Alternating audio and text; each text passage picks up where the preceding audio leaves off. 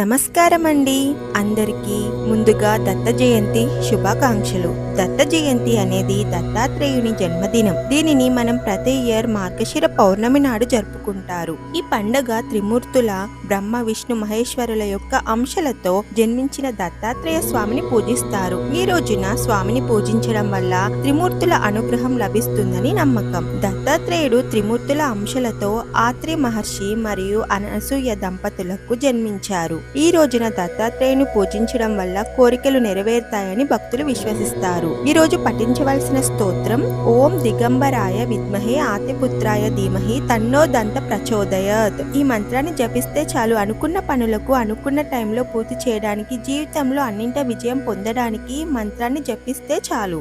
ఈ వీడియో కనుక మీకు నచ్చితే ప్లీజ్ లైక్ చేయండి, షేర్ చేయండి. మన డివైన్ ట్రెడిషనల్ బ్లాగ్స్ ఛానల్ ని సబ్స్క్రైబ్ చేయడం మర్చిపోకండి. Thank you.